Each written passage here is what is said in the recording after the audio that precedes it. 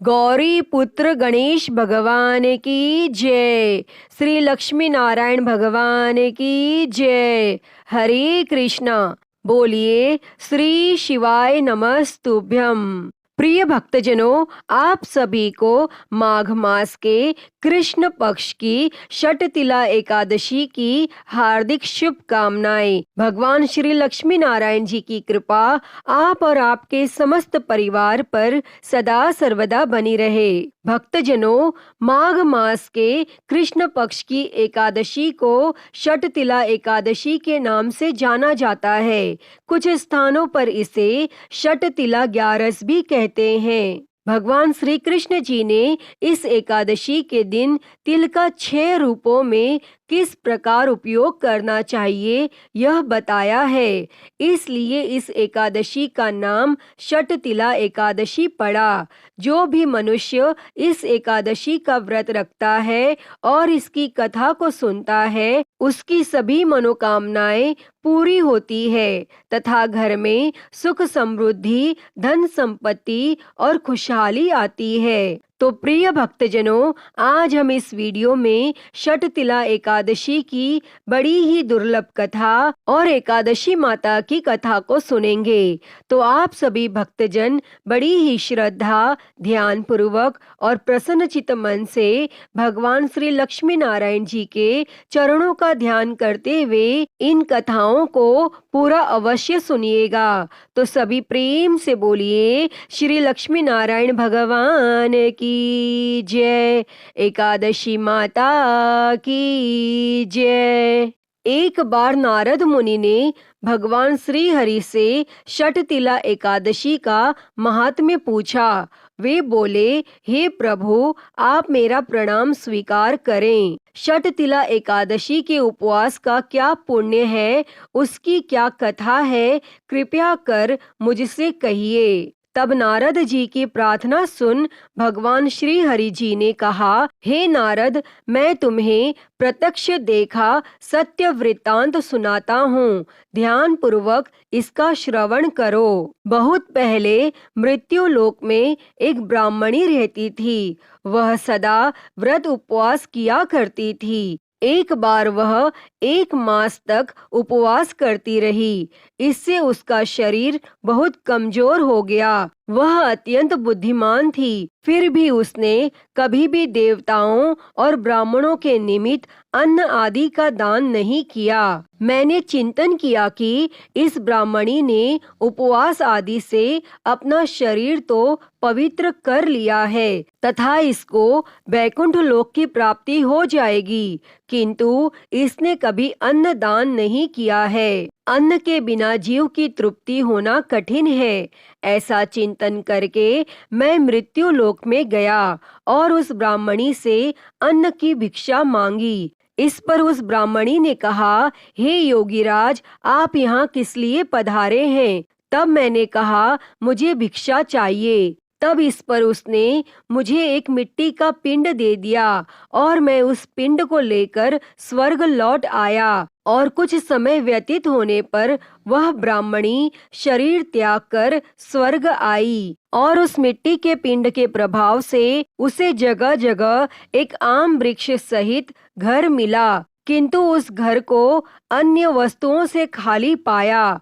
वह घबराई हुई मेरे पास आई और बोली, हे प्रभु, मैंने अनेक व्रत आदि से आपका पूजन किया है, किंतु फिर भी मेरा घर वस्तुओं से रिक्त है। इसका क्या कारण है? तब मैंने कहा, तुम अपने घर जाओ और जब देव स्त्रियां तुम्हें देखने आए तब तुम उनसे षटतिला एकादशी व्रत का महात्म्य और उसका विधान पूछना। जब तक वह ना बताएं तब तक तुम द्वार नहीं खोलना। तब प्रभु के ऐसे वचन सुनकर वह अपने घर गई और जब देव स्त्रियां आई और द्वार खोलने के लिए कहने लगी, तब उस ब्राह्मणी ने कहा, यदि आप मुझे देखने आई हैं तो पहले मुझे षटतिला एकादशी का महात्म्य बताइए। और तब उनमें से एक देव स्त्री ने कहा, यदि तुम्हारी यही इच्छा है तो ध्यान पूर्वक श्रवण करो। मैं तुमसे एकादशी व्रत और उसका महात्म्य विधान सहित कहती हूँ। और जब उस देव स्त्री ने षटतिला एकादशी का महात्म्य सुना दिया, तब उस ब्राह्मणी ने द्वार खोल दिया और देव स्त्रियों ने ब्राह्मणी को सब स्त्रियों से अलग पाया। और उस ब्राह्मणी ने भी देव स्त्रियों के कहे अनुसार षटतिला एकादशी का उपवास किया और उसके प्रभाव से उसका घर धन धान्य से भर गया। अतः हे पार्थ, मनुष्यों को अज्ञान को त्याग कर षटतिला एकादशी का उपवास करना चाहिए। इस एकादशी के व्रत को करने वाले को जन्म जन्म की निरोगता प्राप्त होती है, यानी वह व्यक्ति कभी रोगी नहीं होता। इस प्रकार उपवास से मनुष्य के सभी पाप नष्ट हो जाते हैं।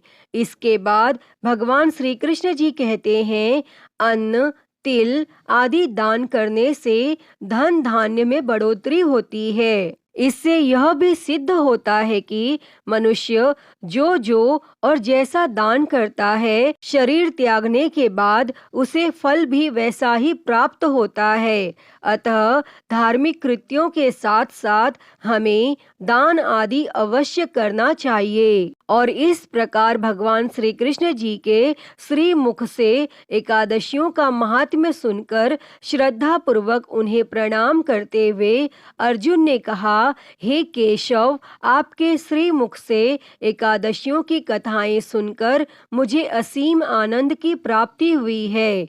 हे मधुसूदन, कृपया कर अन्य एकादशियों का महात्म्य सुनाने की भी अनुकंपा करें। तब भगवान श्री कृष्ण जी ने कहा, हे अर्जुन, अब मैं माघ मास के कृष्ण पक्ष की षटतिला एकादशी व्रत का महात्म्य सुनाता हूँ। इसे ध्यान पूर्वक सुनो। एक बार दालभ्य ऋषि ने पुलस्त ऋषि से पूछा, हे ऋषि श्रेष्ठ, मनुष्य मृत्यु लोक में ब्रह्म हत्या आदि महापाप करते हैं और दूसरों के धन की चोरी तथा दूसरों की उन्नति देखकर ईर्ष्या आदि करते हैं। और ऐसे महान पाप मनुष्य क्रोध, ईर्ष्या, आवेग और मूर्खता वश करते हैं और बाद में शोक करते हैं कि हाय, हमने यह क्या किया। हे महामुनि, ऐसे मनुष्यों को नरक से बचाने का क्या उपाय है? कोई ऐसा उपाय बताने की कृपा करें जिससे ऐसे मनुष्यों को नरक से बचाया जा सके, अर्थात उन्हें नरक की प्राप्ति न हो। ऐसा कौन सा दान पुण्य है जिसके प्रभाव से नरक की यातनाओं से बचा जा सकता है? इन सभी प्रश्नों का हल आप कृपया पूर्वक बताइए। तब दालभ्य ऋषि की बात सुन पुलस्त ऋषि ने कहा, हे मुनि श्रेष्ठ, आपने मुझसे अत्यंत गूढ़ प्रश्न किया है। इससे संसार में मनुष्यों का बहुत लाभ होगा। जिस रहस्य को इंद्र आदि देवता भी नहीं जानते, वह रहस्य मैं आपको अवश्य ही बताऊंगा। माघ मास आने पर मनुष्य को स्नान आदि से शुद्ध रहना चाहिए और इंद्रियों को वश में करके तथा काम, क्रोध, लोभ, मोह, ईर्ष्या तथा अहंकार आदि से सर्वथा बचना चाहिए। पुष्य नक्षत्र में गोबर, कपास, तिल मिलाकर उपले बनाने चाहिए। इन उपलों से 108 बार हवन करना चाहिए। जिस दिन मूल नक्षत्र और एकादशी तिथि हो, तब अच्छे पुण्य देने वाले नियमों को ग्रहण करना चाहिए। स्नान नित्य कर्म से देवों के देव भगवान श्री हरि का पूजन व कीर्तन करना चाहिए। एकादशी के दिन उपवास करें तथा रात को जागरण और हवन करें। उसके दूसरे दिन धूप दीप नैवेद्य से भगवान श्री हरि की पूजा अर्चना करें तथा खिचड़ी का भोग लगाएं।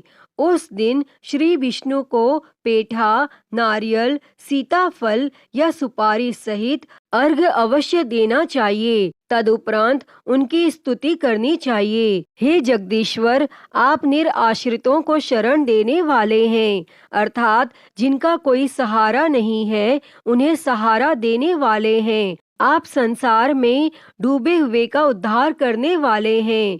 हे कमल नयन, हे मधुसूदन, हे जगन्नाथ, हे पुंडरीकाक्ष, आप लक्ष्मी जी सहित मेरी इस तुच्छ अर्घ को स्वीकार कीजिए। इसके पश्चात ब्राह्मणों को जल से भरा घड़ा और तिल दान करने चाहिए। यदि संभव हो तो ब्राह्मण को गऊ और तिल दान देना चाहिए। और इस प्रकार मनुष्य जितने तिलों का दान करता है वह उतने ही सहस्त्र वर्ष तक स्वर्ग में वास करता है। इस दिन तिल का 6 रूपों में इस प्रकार प्रयोग करना चाहिए। पहला, तिल स्नान। दूसरा, तिल का उपटन। तीसरा, तिल का हवन। चौथा, तिल का तर्पण। पांचवा, तिल का भोजन। और छठा, तिल का दान। इस प्रकार 6 रूपों में तिलों का प्रयोग षट तिला कहलाती है। इससे अनेक प्रकार के पाप नष्ट हो जाते हैं तथा मनुष्यों की समस्त मनोकामनाएं पूर्ण हो जाती हैं और अपार धन संपत्ति की प्राप्ति होती है। अतः हे श्री लक्ष्मी नारायण भगवान जी षट तिला एकादशी की इस पावन कथा को कहते, सुनते और हुंकारा भरते सभी पर सदैव अपनी कृपा बनाए रखना। तो सभी प्रेम से बोलिए श्री लक्ष्मी नारायण भगवान की जय। प्रिय भक्तजनों, आइए अब सभी मनोकामनाओं को पूरी करने वाली एकादशी माता की कथा को सुनते हैं। एक बार एक राज्य में एक राजा रहता था। राजा बहुत ही बुद्धिमान और बलशाली था। राजा सदा ही अपनी प्रजा का बहुत अच्छे से ध्यान रखता था। प्रजा भी राजा को बहुत पसंद करती थी। राजा की 2 बेटियां थीं। राजा अपनी दोनों बेटियों से बहुत प्रेम करता था। राजा की छोटी बेटी देखने में बहुत सुंदर और आकर्षित थी और वहीं पर राजा की बड़ी बेटी छोटी बेटी के मुकाबले थोड़ी कम सुंदर थी।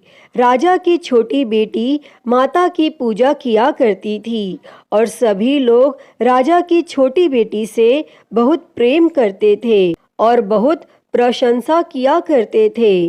राजा भी अपनी छोटी बेटी को बड़ी बेटी से अधिक प्रेम करता था, जिसके कारण राजा की बड़ी बेटी को अपनी छोटी बहन से बहुत नफरत होने लगी थी।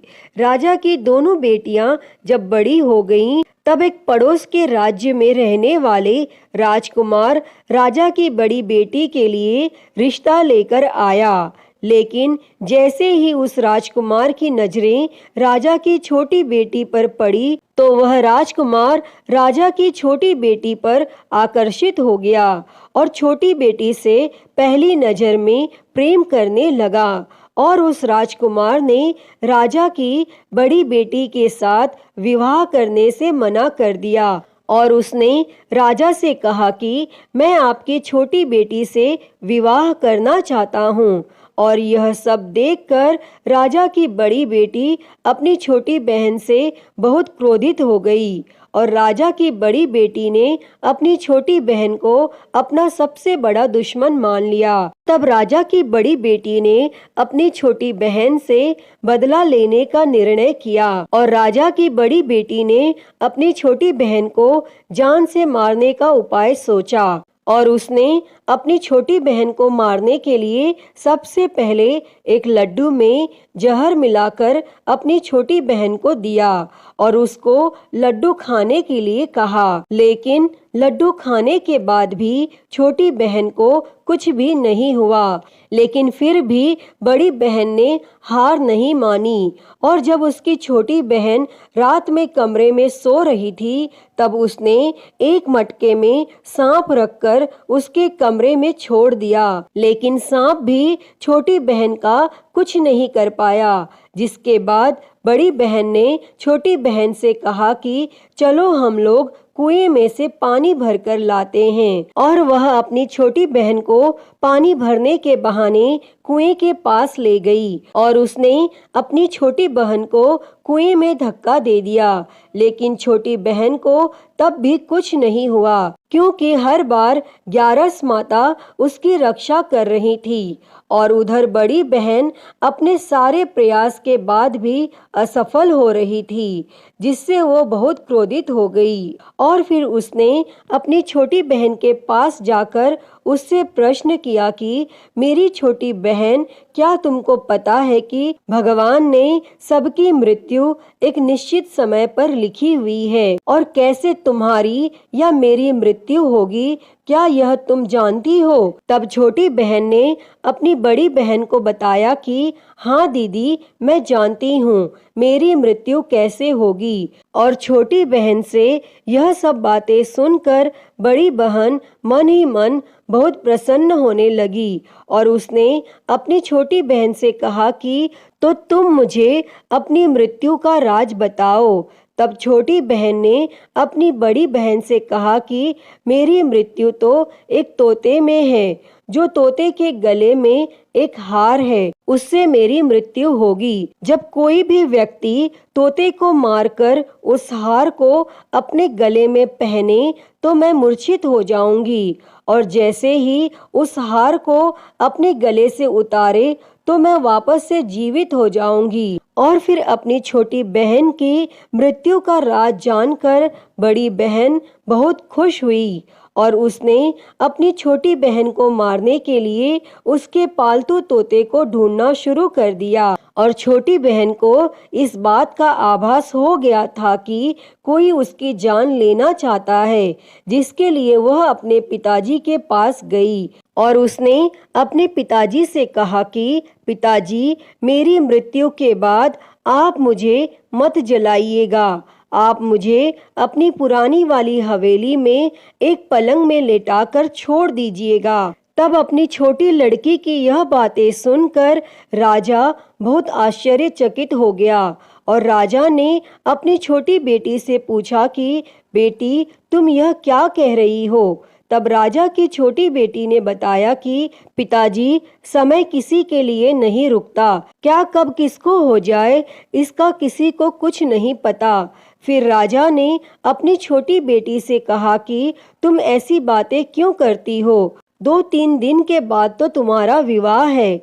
लेकिन छोटी बेटी ने अपने पिताजी को ऐसा करने पर मजबूर कर दिया और उनसे वचन ले लिया, और राजा ने भी अपनी छोटी बेटी की बात स्वीकार कर ली। और 2-3 दिनों के बाद जब शादी का समय आया, तब राजकुमार बारात लेकर राजा के घर आया, और राजकुमार और राजा की छोटी बेटी का विवाह शुरू हो गया। और जैसे ही राजा की छोटी बेटी राजकुमार के साथ फेरे लेने लगी, तो उसकी बड़ी बहन अपनी छोटी बहन के कमरे में जाकर उसके तोते को पकड़ लेती है और उसको जान से मार देती है, और तोते के गले में जो हार था उसको अपने गले में धारण कर लेती है। और जैसे ही बड़ी बहन उस हार को अपने गले में धारण करती है, तो उधर छोटी बहन 3.5 ही फेरे ले पाती है और वहीं पर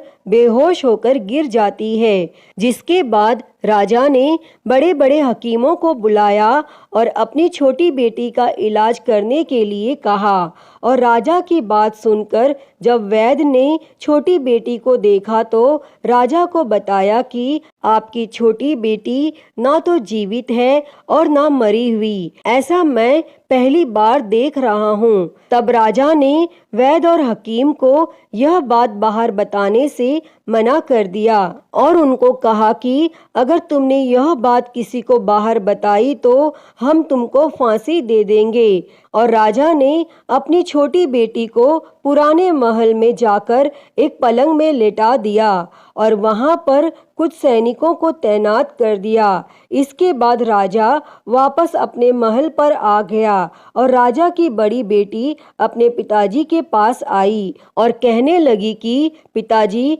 अगर यह शादी संपन्न नहीं हुई तो आपकी इज्जत का क्या होगा? आप कहें तो मैं आपकी इज्जत बचाने के लिए राजकुमार से शादी करने के लिए तैयार हूँ। जिसके बाद राजा ने अपनी बड़ी बेटी की बात मान ली और राजा ने बड़ी बेटी को छोटी बेटी के कपड़े पहनाकर मंडप में भेज दिया। लेकिन राजकुमार यह जान गया कि यह राजा की छोटी बेटी नहीं है, बल्कि यह राजा की बड़ी बेटी है। लेकिन जब राजकुमार ने शादी करने से मना किया तो सभी लोगों ने राजकुमार को बेबस करके राजा की बड़ी बेटी से बचे हुए फेरों को संपन्न करा दिया और विवाह संपन्न हुआ। जिसके बाद राजकुमार राजा की बड़ी बेटी को अपने महल में ले गया और विवाह होने के बाद राजकुमार उससे ना तो बात करता था, न उसे पसंद करता था और ना ही उसके आसपास भटकता था। और राजकुमार ने यह फैसला लिया था कि वह अपनी प्रेमिका को ढूंढ कर रहेगा और यह जान कर रहेगा कि उसके साथ क्या हुआ है। एक दिन राजकुमार अपने घोड़े पर सवार होकर राजा के पुराने महल के पास पहुंचा, जहां पर उसने कुछ सैनिकों को देखा। महल के पास पहुंचकर राजकुमार ने जब महल को ध्यान से देखा तो वह समझ गया कि यह तो हमारे ससुर जी का ही महल है। तब राजकुमार ने सैनिकों से पूछा कि तुम लोग यहाँ क्या कर रहे हो और इस महल के अंदर उस पलंग में कौन लेटा है। जिसके बाद सैनिकों ने बताया कि यहाँ पर राजा की छोटी बेटी लेटी है। और यह सुनकर राजकुमार बहुत प्रसन्न हो गया और वह तुरंत अपनी प्रेमिका के पास पहुंच गया और उसकी सेवा करने लगा।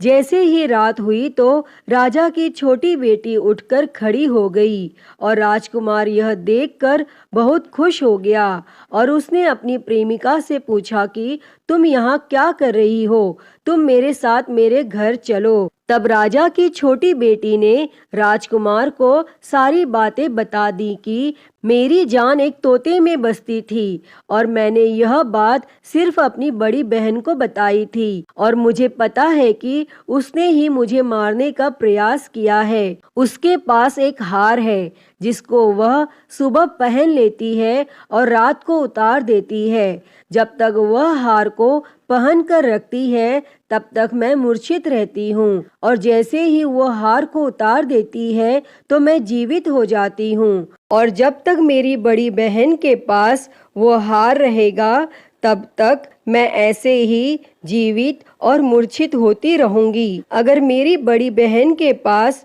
जो हार है वो मेरे हाथ लग जाए तो मैं हमेशा के लिए जीवित हो जाऊंगी। तब राजकुमार यह सब बातें सुनकर राजा की छोटी बेटी के पास रहने का निर्णय ले लेता है और उसने अपने बचे हुए सारे फेरे उस पलंग में लेटी हुई राजा की छोटी बेटी के साथ ले लिए और अपना विवाह पूर्ण कर लिया और वहीं पर वह रहने लगा। और देखते ही देखते कुछ समय में राजा की छोटी बेटी और राजकुमार की पत्नी गर्भवती हो गई और एक दिन राजकुमार को किसी काम से बाहर जाना पड़ा। तब छोटी बहन के पेट में बहुत तेज से दर्द होने लगा, जिसके बाद उसने माता का आह्वान किया। जिसके बाद वहां माता प्रकट हुई और उन्होंने अपने भक्त के दर्द को दूर किया और एक पुत्र की प्राप्ति करवाई। तब वहीं पर अचानक से राजकुमार भी आ गया। राजकुमार ने ग्यारस माता को देखा तो वह आश्चर्यचकित हो गया और उसने तुरंत ग्यारस माता को प्रणाम किया और ग्यारस माता ने राजकुमार से कहा, जब तुम्हारा पुत्र 5 वर्ष का हो जाए तो तुम आकर अपनी पत्नी का हार इसके गले में डाल देना। और देखते ही देखते राजकुमार और राजा की छोटी बेटी का पुत्र 5 वर्ष का हो जाता है। तो राजकुमार अपने बेटे से कहता है कि बेटा, मैं कुछ काम से बाहर जा रहा हूँ, तुम अपनी माता का ध्यान रखना। और वह वहाँ से चला जाता है और राजकुमार को बाहर निकलता हुआ बड़ी बहन के सैनिक देख लेते हैं और बड़ी बहन को जाकर सारी बातें बता देते हैं। जिसके बाद बड़ी बहन अपनी छोटी बहन के पुत्र को वहाँ से उठवा लेती है और उसको मरवा देती है। छोटी बेटी के पुत्र के 2 टुकड़े करवा देती है। पहला टुकड़ा चक्के के पास छुपा देती है और दूसरा टुकड़ा अपने पलंग के नीचे रख लेती है। और तब ग्यारस माता भिखारी का रूप लेकर आती हैं और एक भिखारी का रूप रखकर बड़ी बहन के पास चली जाती हैं, जिसके बाद वहां पर वह भिक्षा मांगने लगती हैं। तो बड़ी बहन अपने नौकरों से कहती है कि जाकर भिक्षा दे दो, लेकिन जैसे ही नौकर ग्यारस माता को भिक्षा देने के लिए आते हैं तो माता उन्हें मना कर देती है और कहती है कि मैं तुम्हारी महारानी से ही भिक्षा लूंगी। जिसके बाद बड़ी बहन स्वयं ही भिक्षा देने के लिए माता के पास आती है। तब माता एक बिल्ली का रूप लेकर उसके कमरे में चली जाती है और वहां पर छोटी बेटी के पुत्र के 2 टुकड़े को आपस में जोड़ देती हैं और उसे जीवित कर देती हैं और फिर उसे वहां से ले जाती हैं। तब राजकुमार अपने बेटे को लेकर अपनी पत्नी के पास जाता है और उसे कहता है कि तुम इसका ध्यान रखना, अगर तुम इस बच्चे का अच्छे से ध्यान रखोगी तो मैं तुमसे बात करूंगा। और एक दिन राजकुमार अपने बेटे से कहता है कि तुम अपनी माता से उनके गले का हार मांग लो। तो अपने पिता की बात मानकर राजकुमार का बेटा अपनी माता जी के पास जाता है और कहता है कि माता, मुझे तुम्हारा हार चाहिए। और यह सुनकर पहले तो बड़ी बहन बहुत क्रोधित होती है, पर उसको यह याद आता है कि राजकुमार ने कहा था कि अगर मैं इस बच्चे का ध्यान अच्छे से रखूंगी तो वह मुझसे बात करेंगे, जिसके कारण वह हार उस बच्चे को दे देती है और वह तुरंत हार को ले जाकर अपने पिताजी को दे देता है। और तभी राजकुमार अपने बेटे को लेकर वहां से जाने लगता है और अपनी पत्नी से कहता है कि तुम हमारे लिए खाना बनाकर रखना, मैं शाम को आकर तुम्हारे साथ खाना खाऊंगा। और वह अपने बेटे को लेकर वहां से चला जाता है और उसके बाद वह राजा के पास जाता है और उनको सारी बातें बता देता है। तब राजा अपनी बड़ी बेटी की यह करतूत सुनकर बहुत क्रोधित होते हैं और अपनी परवरिश पर ही दोष देने लगते हैं। राजकुमार को अपनी छोटी बेटी के साथ रहने के लिए आदेश दे देते हैं और इस प्रकार ग्यारस माता की कृपा से राजकुमार और राजा की छोटी बेटी सुखपूर्वक रहने लगते हैं। अतः हे ग्यारस माता, इस कथा को कहते, सुनते और हुंकारा भरते सब पर अपनी कृपा करना, सभी के जीवन से दुखों को दूर कर सभी के जीवन में सुख और समृद्धि देना। तो सभी प्रेम से बोलिए एकादशी माता की जय, श्री लक्ष्मी नारायण भगवान की जय, श्री उमापति महादेव की जय। प्रिय भक्तजनों, तो मैं उम्मीद करती हूँ कि आपको आज की यह कथा पसंद आई होगी और अगर वीडियो अच्छी लगी हो तो इसे लाइक करें, ज़्यादा से ज़्यादा शेयर करें और कमेंट बॉक्स में ग्यारस माता की जय लिखना ना भूलें और हरिहर भक्ति चैनल को सब्सक्राइब कर नोटिफिकेशन बेल को ज़रूर ऑन कर लें। हर हर महादेव। धन्यवाद।